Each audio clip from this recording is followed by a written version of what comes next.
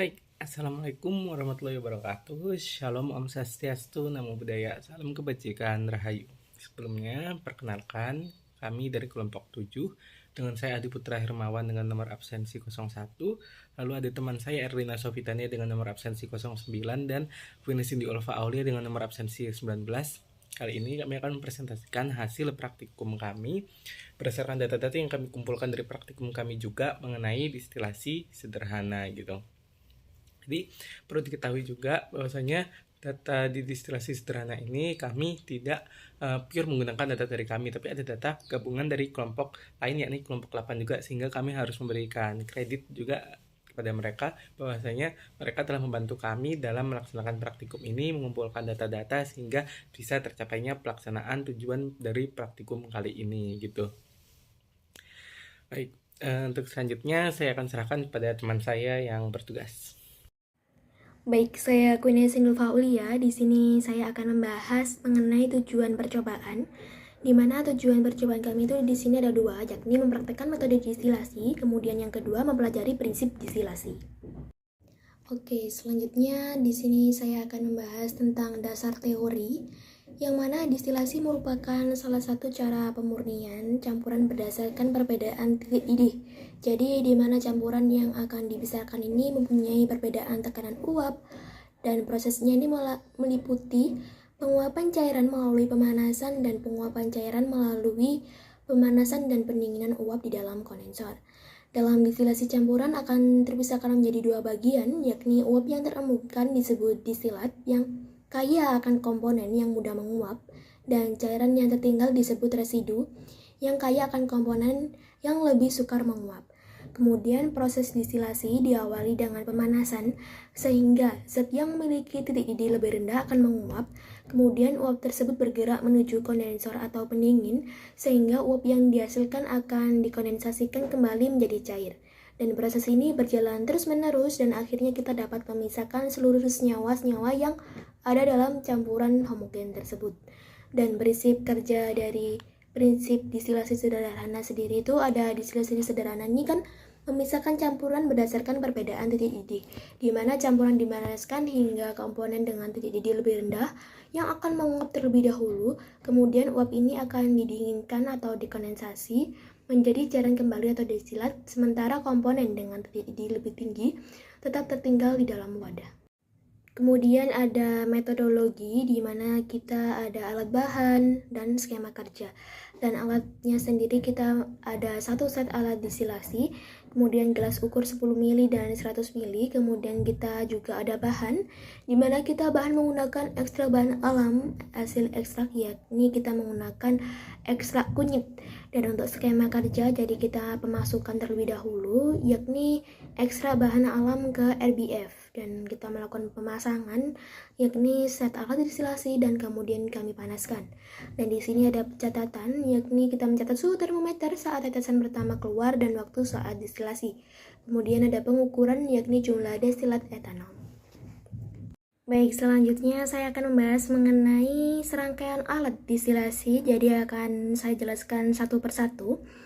Pada bagian bawah di sini ada heating mantle sebagai memanaskan labu secara merata dan aman, khusus untuk pelarut organik yang mudah terbakar seperti etanol. Nah, biasanya suhunya ini dapat dikontrol dengan termostat. Kemudian ada batu didih nih. Jadi fungsinya itu untuk memastikan campuran mendidih secara stabil dan mencegah bumping atau percikan mendadak, dan ini harus dimasukkan sebelum pemanasan. Dan ada campuran hasil ekstrak padat cair yakni etanol. Nah, fungsinya itu untuk apa? Jadi fungsinya adalah campuran hasil ekstraksi yang akan didestilasi, kemudian etanol akan menguap terlebih dahulu karena titik didihnya ini paling rendah, sekitar 78,5 derajat Celcius. Dan selanjutnya di sini ada labu destilasi atau labu RBF ya di sini. Jadi fungsinya ini untuk tempat campuran dimanaskan hingga etanol menguap. Dan biasanya menggunakan labu RBF untuk distribusi panas yang merata. Nah, di sini juga ada termometer yang mana fungsinya untuk mengukur suhu uap yang di dalam labu. Jadi penting untuk memastikan bahwa yang menguap adalah etanol atau titik didih sekitar 78,5 78,5 derajat Celcius, dan jika suhu meningkat jauh di atas ini, mungkin itu adalah zat lain yang ikut terangkat. Nah, kemudian di sini ada bagian yang menuju kondensor. Ada kondensor, ini fungsinya ini untuk mendinginkan uap etanol dan mengubahnya kembali menjadi cairan atau disebut proses kondensasi. Di sini itu terdiri dari dua saluran, yakni air masuk dan air keluar. Nah, air masuk ini adalah untuk memasukkan air dingin sebagai pendingin, kemudian yang air keluar ini adalah air yang telah menyerap panas dari keluar. Nah, kemudian ada pipa penyalur atau leher ujung kondensor. Jadinya di sini tuh untuk fungsi menyalurkan etanol cair hasil kondensasi yang menuju wadah penampung, atau wadah penampung ini kita menggunakan elemen asa. Dan elemen asa ini fungsinya untuk menampung etanol murni hasil destilasi, dan disarankan itu menggunakan elemen asa sih. Dan di sini juga ada tetesan etanol karena indikator bahwa proses kondensasi ini berhasil dan cairan hasil destilasi ini mulai terkumpul. Dan mengapa sih kami ini menggunakan elemen asa? Jadi yang pertama tuh mengurangi penguapan etanol atau volatilitas yang tinggi. Jadi etanol kan sangat mudah menguap dengan titik-titik 78,5 derajat Celcius, apalagi dalam suhu ruangan kan. Jadi elemen asa ini sangat dianjurkan bagi proses destilasi. Kemudian mencegah kontaminan dari udara. Jadi saat terbuka kan etanol dapat menyerap air dari udara atau higroskopis atau terkontaminasi partikel dari gas luar. Jadi elemen asa ini dapat mencegah kontaminan dari udara. Kemudian cocok untuk sistem vakum apabila jika digunakan. Jadi destilasi dilakukan di bawah tekanan rendah, dan kemudian ada keamanan yang lebih baik karena sambungan asa bisa dihubungkan seperti perangkap uap atau penutup ini, menghindari peledakan uap atau tumpahan. Oke, pada slide selanjutnya di sini saya akan membahas prosedur uji saponin, flavonoid, tanin, dan polifenol. Jadi saya akan membahas uji tanin dan polifenol terlebih dahulu. Jadi 0,1 gram sampel ini ditambah 10 ml air panas, kemudian dididihkan selama 5 menit ditambah 5 tetes NaCl 5%.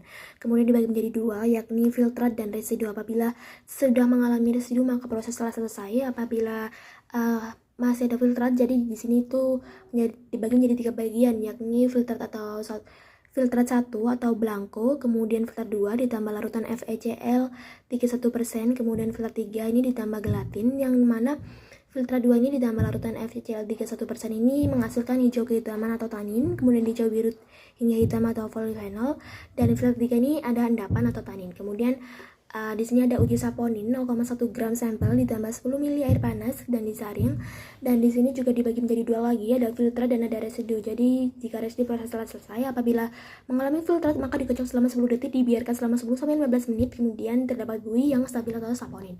Nah, di sini juga ada uji flavonoid, di mana uji ini 0,1 gram sampel dilakukan dalam 10 ml etanol, kemudian dibagi dua lagi menjadi filter dan juga residu. Apabila residu proses telah selesai, apabila terdapat filter maka ditambah 1 ml HCl pekat, ditambah 10 mg, dan larutan ini berwarna jingga sampai merah tua atau flavonoid.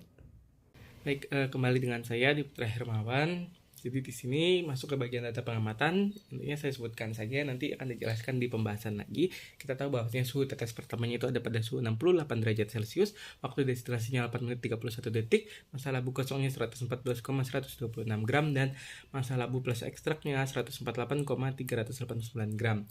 Jumlah destilatnya 146 mili. Massa destilatnya adalah pengurangan daripada massa labu plus ekstrak dikurangi massa labu kosong, yakni sebesar 34,263 gram.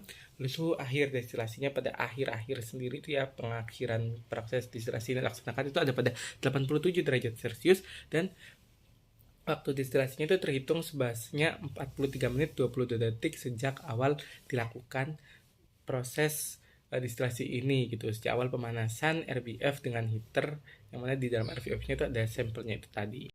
Masuk ke bagian berikutnya, yakni ada bagian data pengamatan, yang mana kita pun menguji ada filtratnya, itu ada 5 ya, ada blanco, filtrat 2, filtrat 3, uji saponin, dan uji flavonoid, yang mana nanti untuk masing-masing uji ini akan dijelaskan oleh rekan saya. di belakang di bagian pembahasan, tapi untuk saat ini saya hanya menyebutkan saja filtratnya itu Blanco ini yang menjadi indikatornya, sehingga akan kita jadikan pembanding utama antara hasil setelah dilakukan perlakuan yang berbeda dengan Blanco ini tadi. Bedanya gimana sih antara hasil yang kita dapatkan pertama lalu dengan yang kita uji dengan kita uji dengan perilaku yang berbeda gitu. Lalu kemudian untuk filtrat 2 dan filtrat 3 ini kita mendapatkan setelah kita uji dengan prosedur yang disebutkan oleh teman saya tadi, bahwasanya diketahui bahwasanya kita mendeteksi adanya kadar tanin di dalam sampel yang kita uji gitu.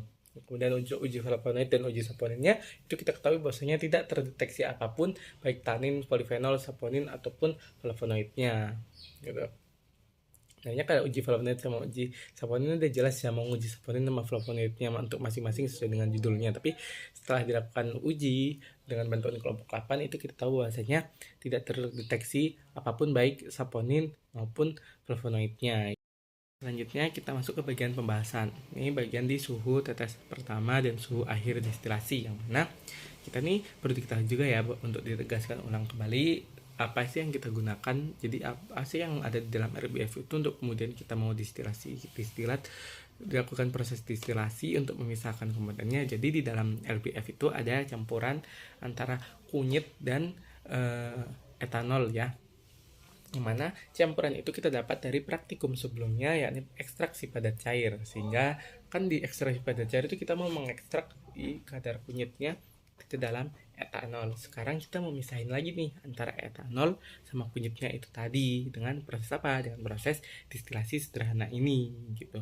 Mana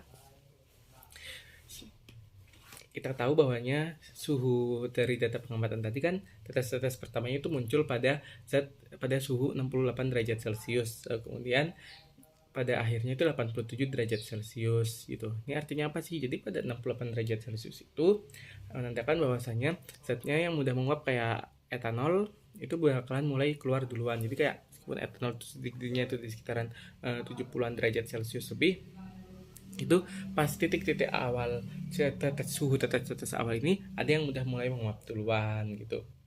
Jadi ada beberapa yang udah mulai mengalami penguapan, mungkin yang bagian bawah sendiri yang menguap ke atas itu yang udah gelembung sendiri. Kalau kita melakukan pemanasan itu dia akan menguap dan jadi uap, didinginkan di kondensor pada distilasi dan akan menjadi cair untuk bisa diekstrak komponen etanol murninya gitu. Kemudian di suhu akhir distilasinya itu ada pada suhu 87 derajat Celcius, yang mana zat ringan seperti etanol itu tadi kan dia itu kan di sekitar 78,377 derajat Celcius ya untuk titik didihnya, sehingga kan ini kan masih di atas titik didihnya ya. Dan untuk sampel lainnya, untuk air itu misalnya ya, pada airnya itu kan air itu mendidihnya di sekitar 100 derajat Celcius pada suhu ruang gitu. Sehingga karena kan ini titik akhirnya itu suhu airnya itu pada 87 derajat Celcius, sehingga bisa kita asumsikan nih, bisa simpulkan nih bahwasanya airnya itu masih belum ikut gitu. Jadi ini tuh masih kayak ya hanya anuannya aja, etanolnya aja gitu, karena memang masih belum mencapai titik didih dari air itu sendiri untuk bisa menguap gitu. Nah, selanjutnya kita lanjut nih ke bagian waktu distilasi. Mana kita tahu dari data pengamatan sebelumnya itu kalau awal hingga tetesan pertama itu muncul itu waktunya itu 8 menit 31 detik. Nah, lalu untuk total waktu distilasinya itu sebanyak 43 menit 22 detik. Nah, jadi ini menandakan apa sih? Jadi kayak 8 menit 31 detik itu menandakan bahwasanya waktunya itu bekerja sehingga alatnya itu waktu yang dibutuhkan hingga alatnya mulai bekerja dan mulai menguapkan sampel cairan yang mau kita ekstrak itu tadi, itu baru dimulai ketika pada 8 menit 31 detik. Lalu kemudian total waktu untuk selesainya dari awal kita melakukan pemanasan RBF hingga akhir selesainya distilasi itu butuhkan waktu sekitar 43 menit 22 detik. Nah, kenapa sih ini penting? Karena waktu yang cepat itu biasanya menandakan bahwasanya pemanasannya itu cukup kuat dan volume cairannya juga tidak terlalu banyak. Tapi kalau terlalu cepat, ini minimnya bisa bikin campuran zat-zat yang tercampur di dalamnya itu juga ikut menguap gitu. Nah, jadi maksudnya kayak gimana? Nah, kayak kita bayangin aja kita lagi manasin campurannya. Ya, emang kita lagi manasin campurannya di konteks ini ya.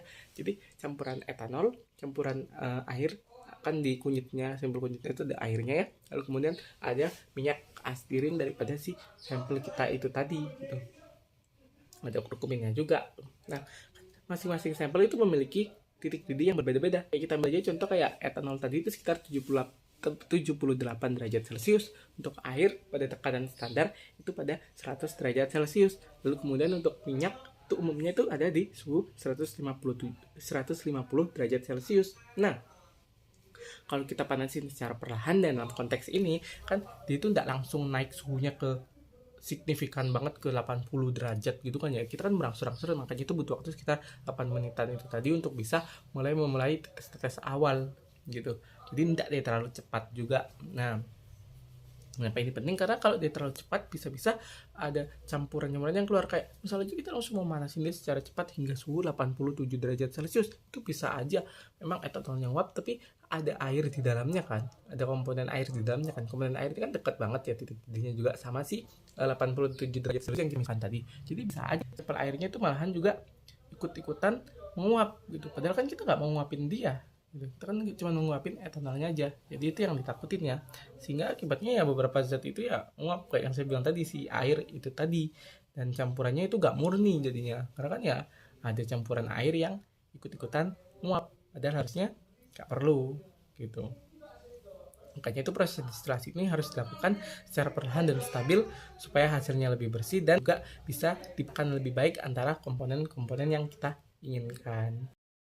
Nah, baik, lanjut ke pembahasan berikutnya. Ini masa ekstrak dan distilat, yang mana kita tahu bahasanya masa labu kosong itu tadi kan udah kita ketahui sekitaran 114,126 gram. Masa labu pas ekstraknya 148 gram sekian. Lalu untuk masa ekstrak totalnya, karena kan kita mau mengurangi antara si labu dengan ekstrak tadi itu dengan labu kosongnya, itu kita tahu bahasanya sebanyak 34,263 gram yang murni dari ekstraknya yang kita dapatkan setelah distilasi itu selesai. Volume distilat yang kita peroleh itu 146 mili, yang mana masa ekstraknya ini menunjukkan kan ya, kan dia itu kan 36 gram kan ya, itu kan cukup besar toh. Jadi ini cukup pekat gitu kan. Emang pas kita lakukan praktikum itu emang pekat banget antara nolnya gitu. Tapi apakah kita yakin bahwasanya yang terekstrak itu ke dalam menjadi volume destilat itu hanyalah etanol aja? Kita itu bisa yakin karena apa? Karena di dalam kunyit itu kan ada banyak sekali sampel ya, ada minyaknya, minyak estirnya, ada juga kurkuminnya, lalu kemudian ada airnya juga, yang mana kalau kita lakukan proses dari awal sampai akhir tadi kita tahu bahwasanya suhunya itu pada akhir itu tidak sampai 90 derajat Celcius, mentok-mentok di 87 derajat Celcius gitu. Yang mana itu bisa menandakan bahwasanya komponen yang kita ekstrak itu bisa dikatakan murni. Nah, kenapa bisa begitu? Karena ya murni gitu. Kenapa bisa gitu ya? Karena memang masih belum mendapati di titik didih minimal daripada si air dan sampel-sampel lainnya itu kayak minyak itu kan 150 derajat Celciusan ya, dia itu baru menguap gitu. Karena dia belum mencapai, otomatis si sampel yang masih belum itu ya stay di sana, stay di dalam RBF-nya, tidak dia keluar kemana-mana ya. Jadinya ya kita pun bisa menyimpulkan bahwasanya yang kita dapatkan yang terekstrak menjadi cairan di Elmeira asa itu hanyalah si etanol itu tadi. Nah,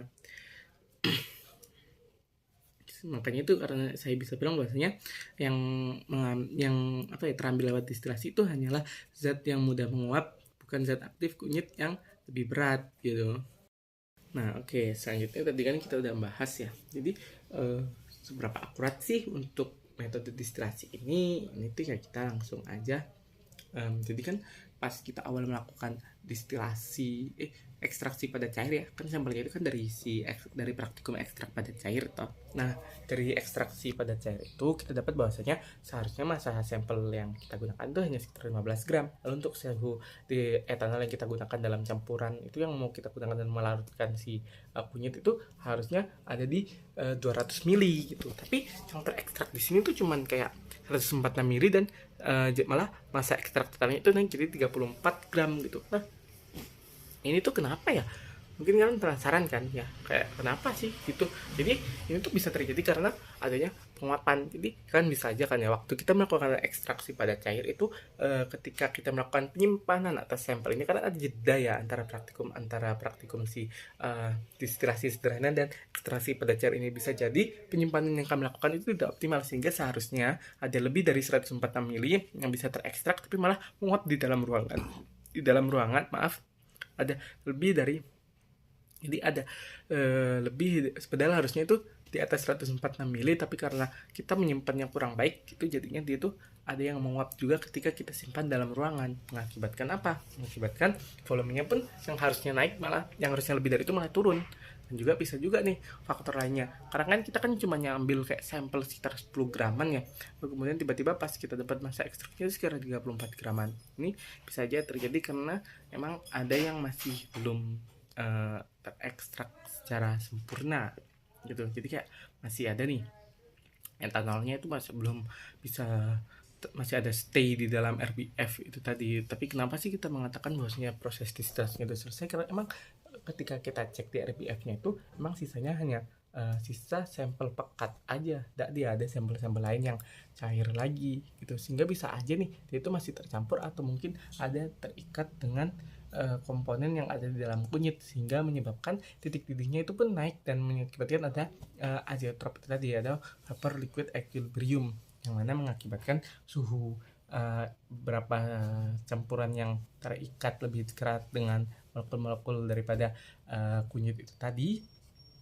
malahan titik didihnya yang harusnya sekitar 78 derajatan malah ikutan naik nih. Kenapa? Karena ikatan antar molekulnya kuat gitu.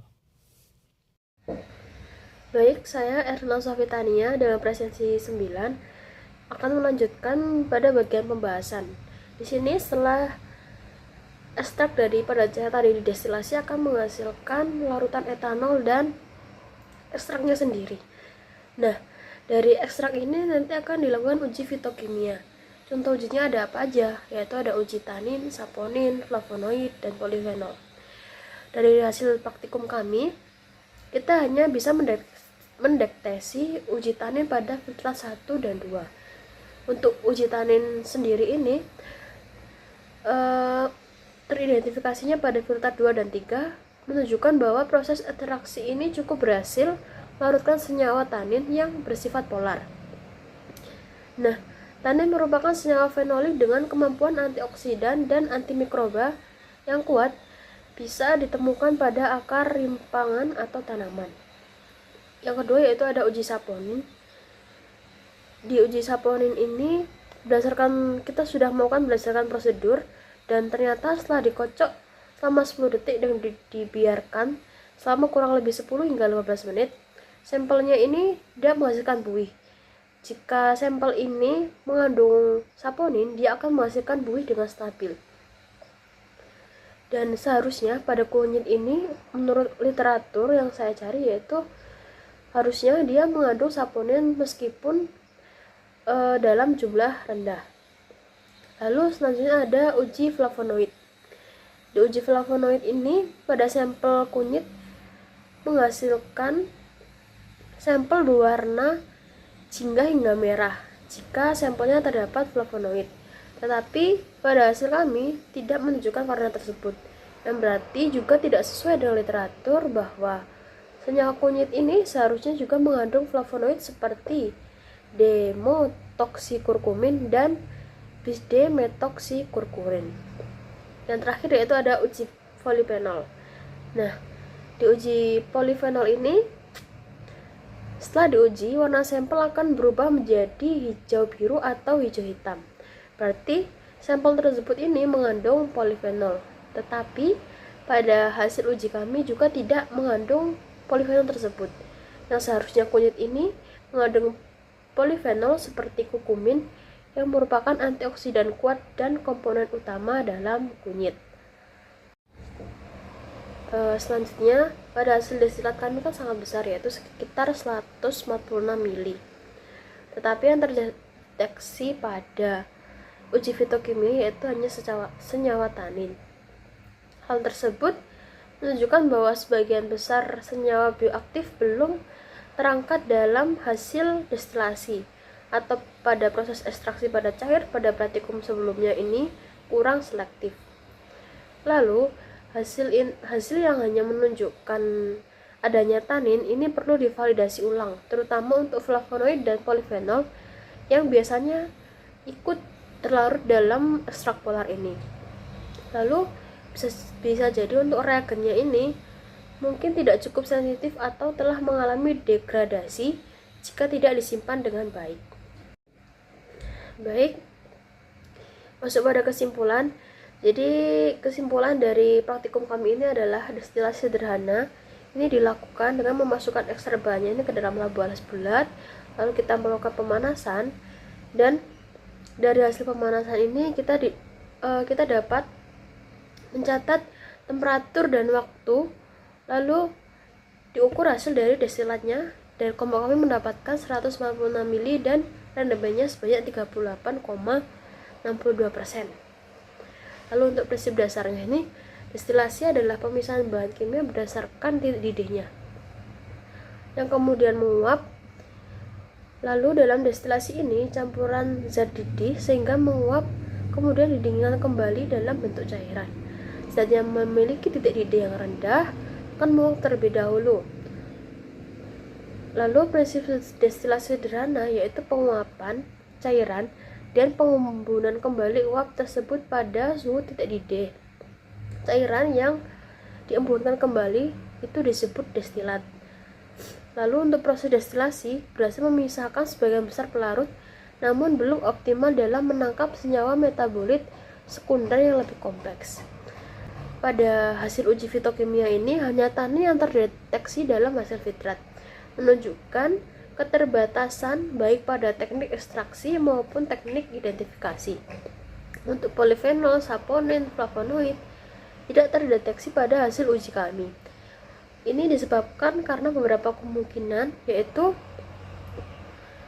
metode ekstraksi ini kurang cocok untuk senyawa-senyawa ini, misalnya suhunya terlalu tinggi atau bisa mendegradasi flavonoid dan pelarut tidak kompatibel. Baik, yang terakhir yaitu ada saran. Jadi saran dari kelompok kami yang pertama yaitu bisa memodifikasi suhu dan waktu destilasi agar lebih selektif dalam menarget senyawa spesifik. Lalu yang kedua ini, uji ulang filtrat menggunakan metode kuantitatif atau instrumental seperti menggunakan alat HPLC atau spektrofotometri untuk mengetahui keberadaan senyawa dalam jumlah jejak. Yang ketiga yaitu gunakan pelarut kombinasi, misalnya pada metanol air atau etanol air agar rentang senyawa yang terekstrak lebih luas.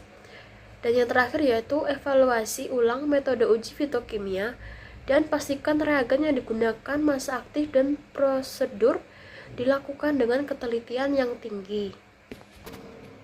Nah, sekian presentasi dari kelompok kami. Terima kasih atas atensinya. Mohon maaf bila ada kesalahan dalam pengucapan. Kami akhiri. Wassalamualaikum warahmatullahi wabarakatuh.